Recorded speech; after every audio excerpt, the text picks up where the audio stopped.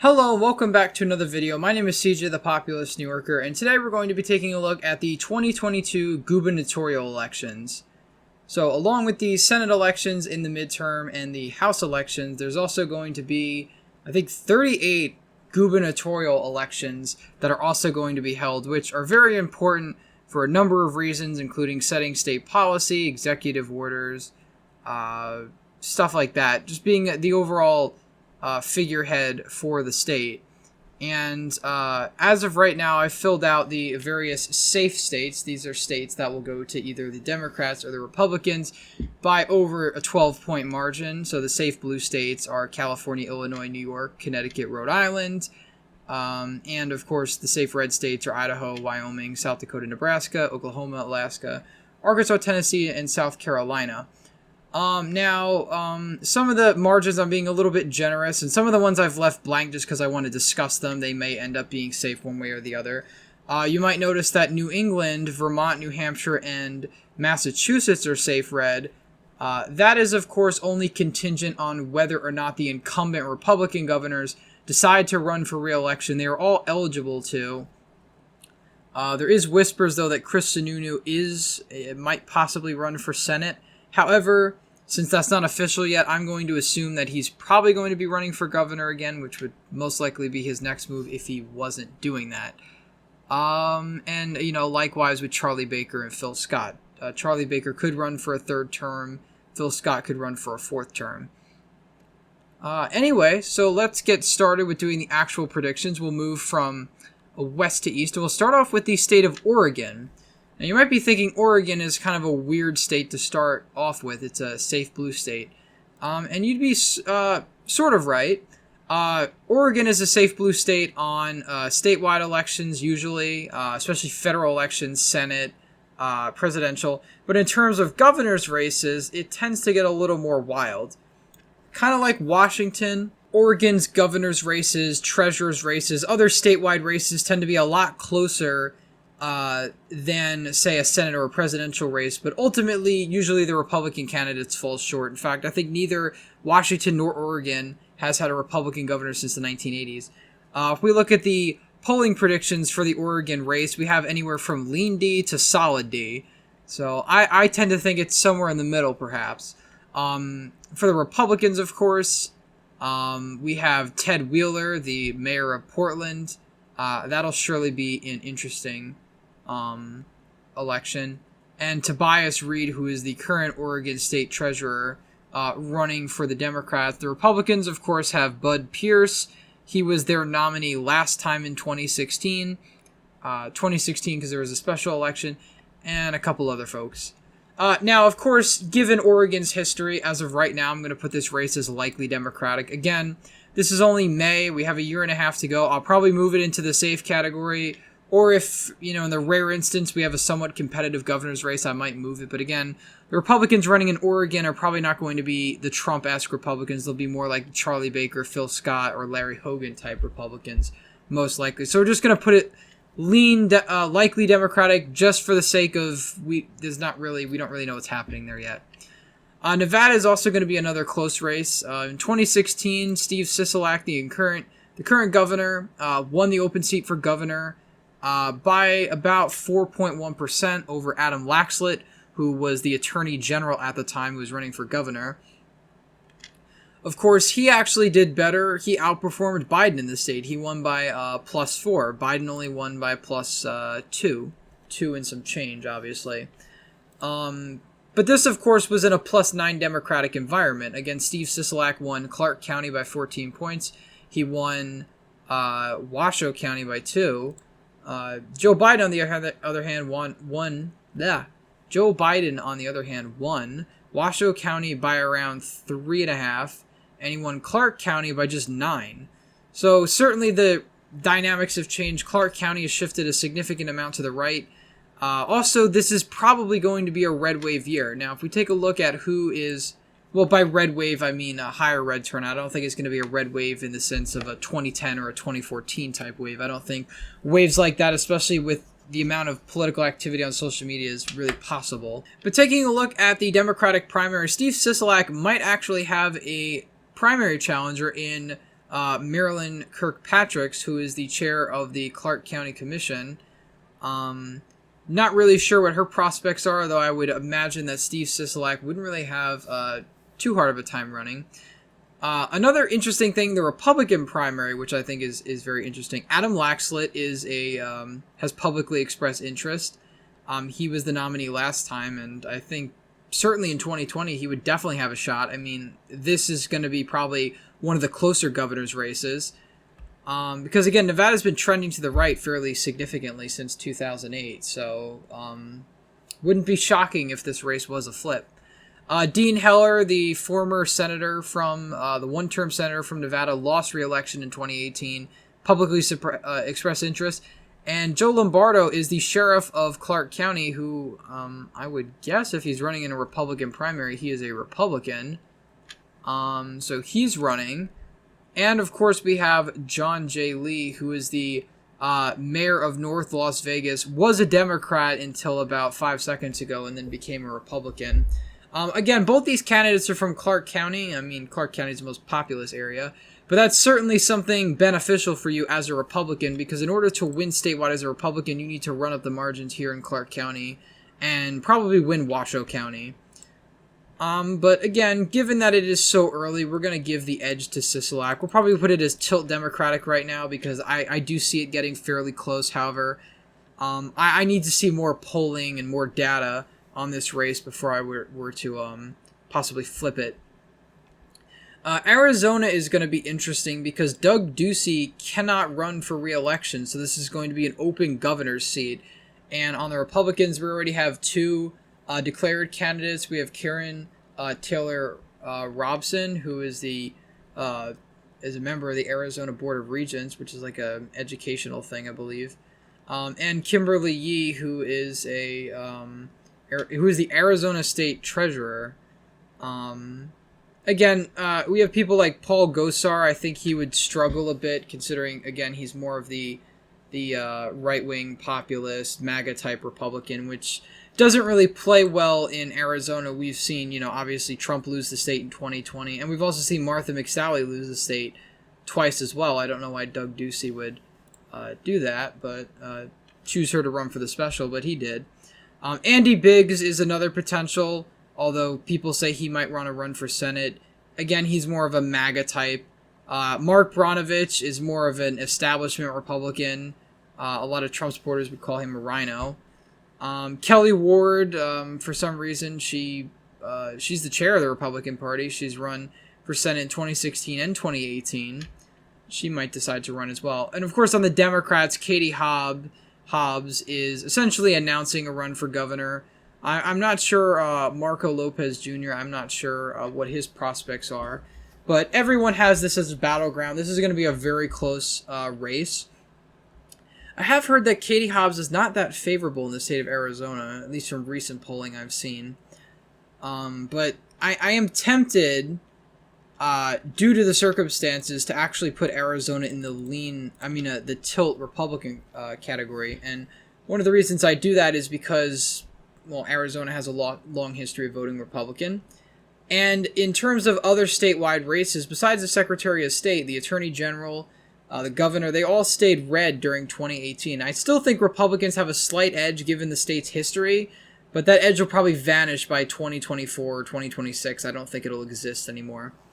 New Mexico and Colorado we won't talk too much about. I think Steve Pierce was the nominee last time in 2018. In fact, we can take a look.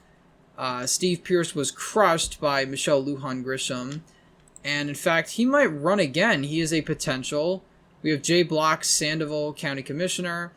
Yvette Harrell, who's from New Mexico 2nd. Her running would probably be not a good idea for the Republicans. Again, this is a likely or even solid D. I'll just put it as likely Democratic just for right now. And same with Colorado. I mean, Colorado we don't have to talk much about. I mean, if we just look at the 2020 election results, it's a very, very Democratic state now. No longer a swing state. I mean, Virginia's not really a swing state either, but when you compare the two, Colorado is much, much bluer. In fact, I think it's almost bluer than New Jersey was back in 2016, so that really goes to show you who its competition is, really. Moving on to the state of Kansas. This is certainly going to be an interesting race because we have a Democratic incumbent governor in Laura Kelly. And her running, she certainly has an uphill battle. I mean, for some reason, there were Democratic pundits and pollsters who thought that Kansas, for whatever reason, in 2020 was going to be competitive on the Senate level or even on the presidential level, which I think is ludicrous, just looking at the state's history. And I was proven right. And I think even though she's an incumbent Democratic governor, this is the state of Kansas. We're talking about a state that voted for Donald Trump by plus 15%. And only really voted for Laura Kelly because the stars essentially aligned. You had the disaster that was the Sam Brownback administration. You had Chris Kobach, who was a very, very controversial, very, very right-wing candidate to the point where it even turned off a lot of moderate suburban Republicans in Kansas. I certainly think she's at a disadvantage, I'll be honest. Even though she's the incumbent, Jeff Collier, who I believe is the former governor and lieutenant governor from the state of Kansas, I think he certainly will put up an interesting challenge. And I think either of the Republicans have a slight edge. So I'm actually going to put this as lean Republican, although it could very well be higher, or somehow Laura Kelly can eke out a win. But I really think in 2018, her win was really just the stars aligning for her. I don't really think in 2022, unless she's put up against somebody really unelectable, I don't think I see her winning a second term. I mean, her popularity, I think, is mediocre, but again, she's in a very, very red state, and that is an uphill battle. Again, you could look at the 2019 election of John Bel Edwards. That was his re-election. He was first elected in 2015. He was a fairly popular governor, but despite that, he only won by, I believe, 2 points in 2019, even though last time he won by a safe margin. So, again, even if you're popular, partisan lean still does play a role, and I think that's going to hurt Laura Kelly. Texas, I don't know whether to put as likely or safe right now. Greg Abbott actually has been taking a hard hit in the polls lately, especially due to the energy crisis. A few other issues have really hurt him. For some reason, he has 4 other primary challengers, which, I mean, he'll win his primary fairly easily. I wouldn't be worried if I was him. Recent ratings have it as solid Republican. Some people have it as likely. If we just look back at 2018, in a blue wave year, Greg Abbott won over Lupe Valdez by 13 points. While other statewide officials like the Attorney General, Lieutenant Governor, Senator Ted Cruz almost got knocked off their positions. So he really does have a big boost. And again, he was one of the most popular governors in the country at the time. I believe he was the 10th most popular governor. And he won fairly comfortably. I guess you could say, though, you could make the counter argument from the other side and say that, well, even despite being a very popular governor, he only won by 13 points in a state that, if we just look at 2014, he won by 21 points, you know? I think it's safe right now. Again, that could very well change. I just thought I would bring up those key points because, I mean, it's not guaranteed to be safe. You know, he has, what's that actor's name? Russell Brand or something, maybe? I forget. The guy or whatever, the actor guy, I don't remember his name, but he might be running on the Democratic side. And of course you have Beto running again, which I don't really think Beto is electable statewide in Texas anymore. I think Democrats would be better poised to just run another charismatic Democrat who doesn't have the baggage that Beto does with the comments he made during the Democratic primaries, which really hurt him in a state like Texas, even now as it's drifting more Democratic. Minnesota, as far as I'm aware, is probably going to be likely Democratic. I mean, we just look back at 2018, Tim Walz, the current governor, won pretty comfortably. He won by about 12 points, 11 points. Minnesota's a blue state. It's not a solid blue state, but it is a blue state. And again, some of the ratings, as of right now, I don't really see any Republicans that are viable to challenge him. But again, it's really, really early. So again, don't bash me for this premature prediction. But I just think on a hunch, it's probably going to end up that way. Iowa, I don't know whether to put as safe or likely. If we just look at Iowa, Kim Reynolds is the incumbent governor. A lot of people either have this as safe or likely. Iowa's a red state now. If we just look back at the 2020 presidential election, Trump did the same, if not, I think even slightly better, maybe slightly worse, but still. He held on to the state pretty comfortably by around 8 points, and I don't see it as a state that's really viable for Democrats, and especially in off years that are going to favor Republicans, barring, crazy circumstances. As of right now, I think I agree with the categorization. I think this is probably going to be safe at the end of the day. Now, again, it is early and dynamics could change, but I don't really see Iowa. I don't see a Democrat winning unless, again, the stars align. It's not really at the Kansas level yet, but we're kind of almost getting there. Wisconsin is going to be probably one of the closest. It was one of the closest back in 2018. Scott Walker was knocked off by Tony Evers by 1.1%. Very, very close race, and even though Tony Evers was leading in the polls, the perception on Election Day was that Scott Walker was somehow going to eke it out, and he did not. Scott Walker fell short in a few key counties. He fell short in Green Bay. If I'm not mistaken, I think, he did slightly better than Trump. But Kenosha County, that was actually a county that Trump was able to win. So he was lacking just enough in just the right places for Tony Evers to knock him off. That being said, Tony Evers doesn't really have a whole lot of power as governor. The Wisconsin legislature is controlled by Republicans, both houses. It's a pretty gerrymandered state, I think, too, so it'll probably stay that way for a while. And he has a difficult time getting a lot of policies through, which I'm sure doesn't really help with Democratic enthusiasm. Again, out of the Republican candidates, I don't really know any significant ones. Maybe Steve Duffy, perhaps, would be interesting to run. Obviously, Ron Johnson or Scott Walker, they're not running. I think for whatever reason last time I put it as Republican. I mean, I think just for right now, I think it's just going to be tilt Democratic again, just because I think Tony Evers just has the advantage simply because we don't really know who's running against him.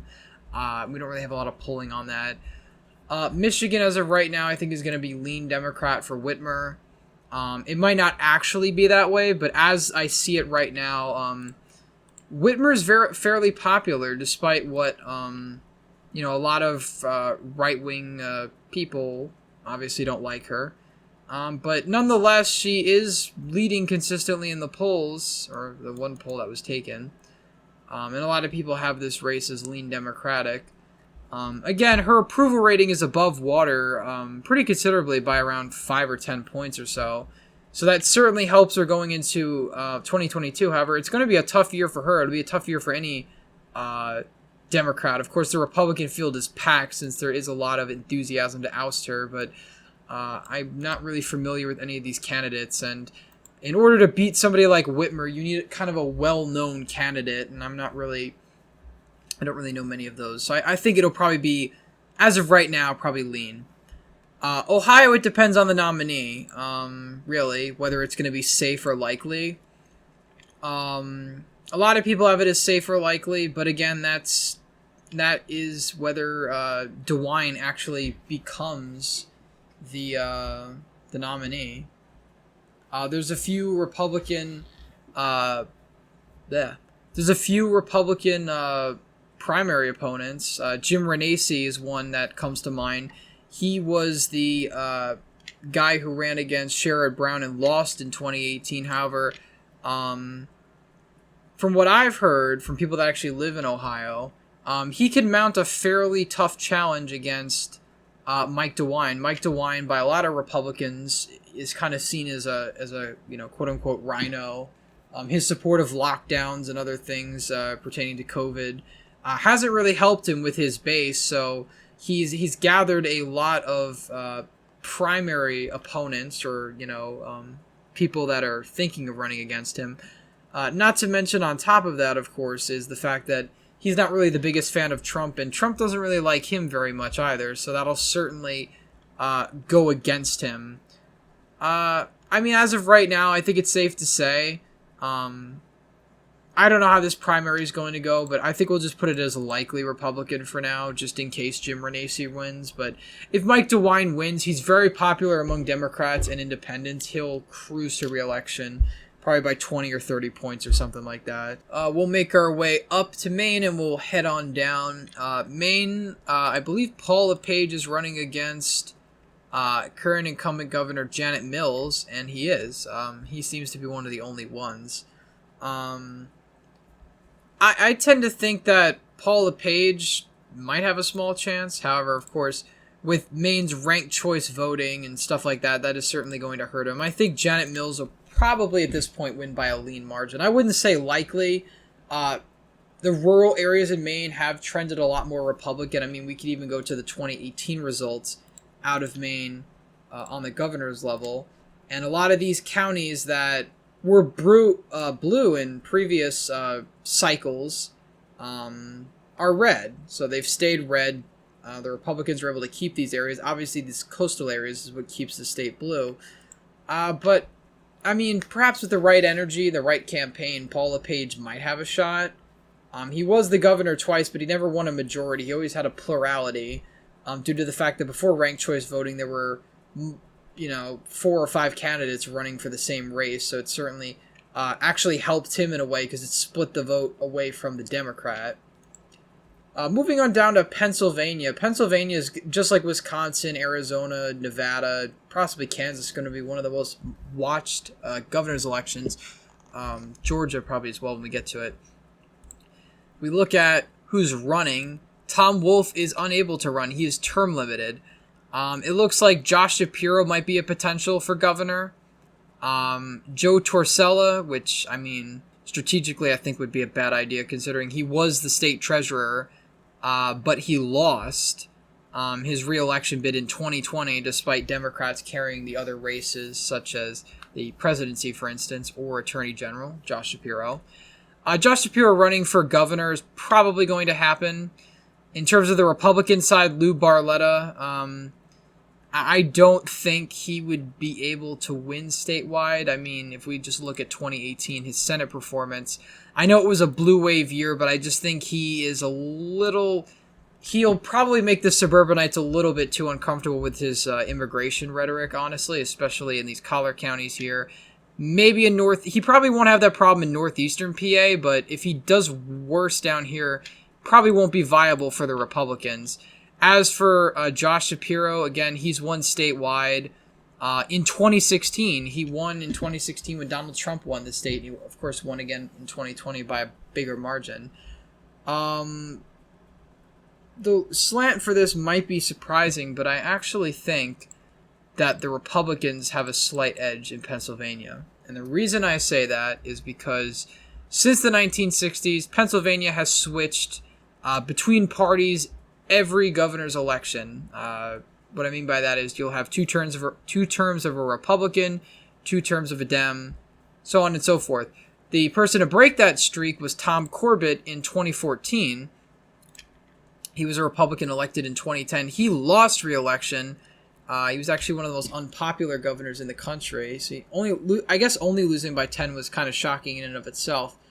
He was the governor to break that trend. However, Pennsylvania has been shown recently, statewide, to becoming more favorable to Republicans. And I think, given the state's long history of switching between parties, especially after 2 terms of Wolf, again, Wolf is a very popular incumbent, but he can't run again. And his lieutenant governor, Fetterman, is running for the Senate. Would not shock me if a Republican could win this seat. So I think for right now, I'm going to leave it as tilt Republican. Obviously, things can change.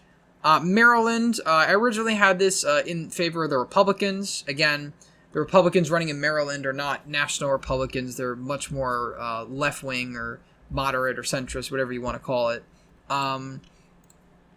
If we look at Maryland's governor's race, and it's so small it's hard to click on, Larry Hogan is term limited. He can't run again. We've got some smaller names on here for the Republican ticket. Michael Steele is probably the biggest name on here so far. He's a big Lincoln Project guy. He's a former lieutenant governor for Bob Ehrlich, who was governor from 2002 to 2006, I believe. He might have a tough time getting through a primary. Larry Hogan was able to get through a primary. I don't really know how, but I think Michael Steele, especially given the fact that he endorsed Joe Biden in the presidency, he might have trouble getting through a primary, which can certainly hurt Republicans' chances. Of course, the Democratic primary is packed with a lot of people.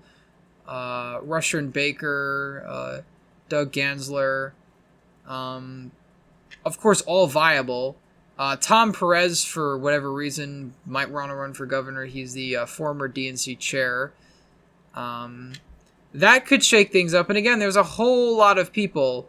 Apparently, Martin O'Malley might be able to possibly run again. That would be pretty interesting.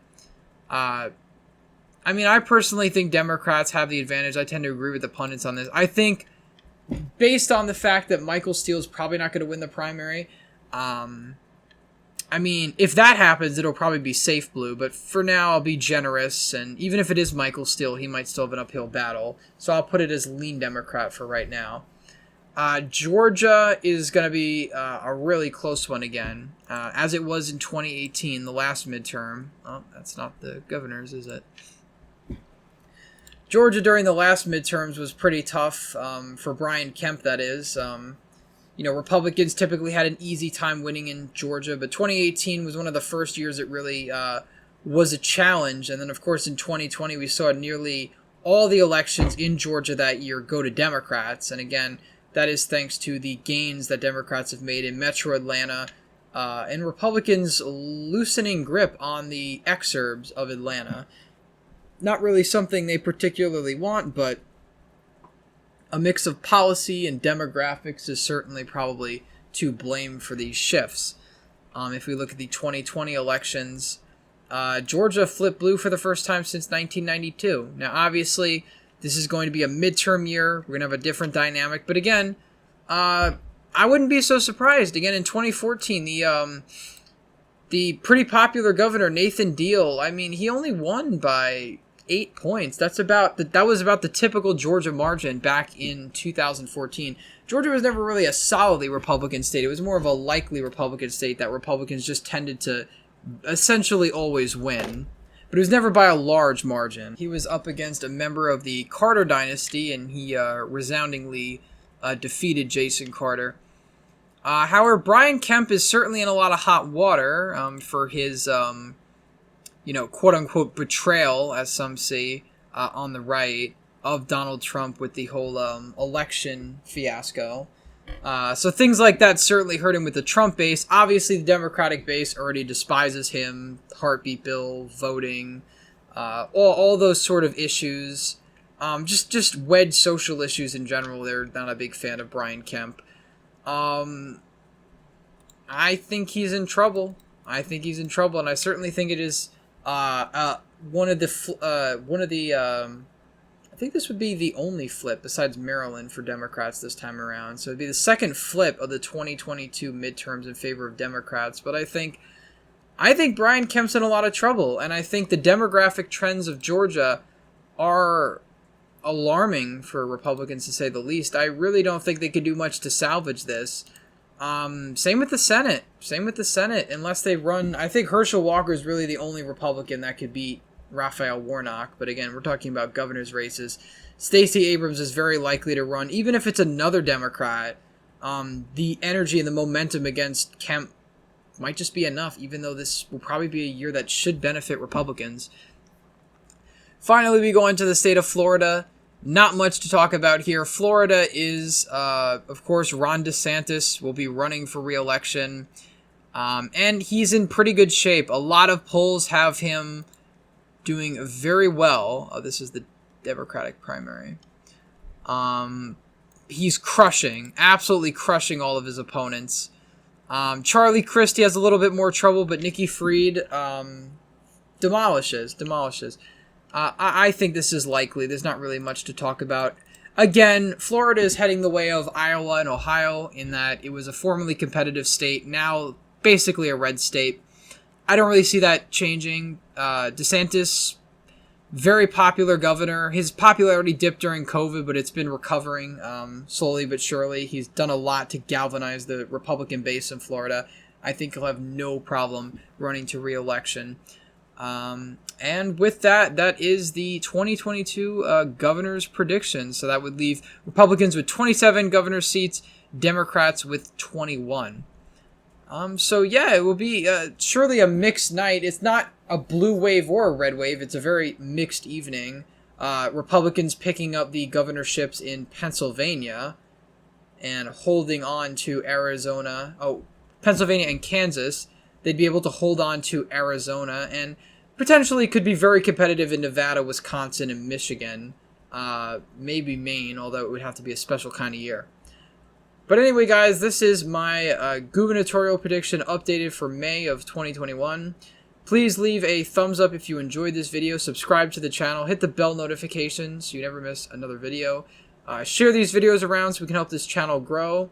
And as always, thank you all for watching, and I hope to see you in the next one.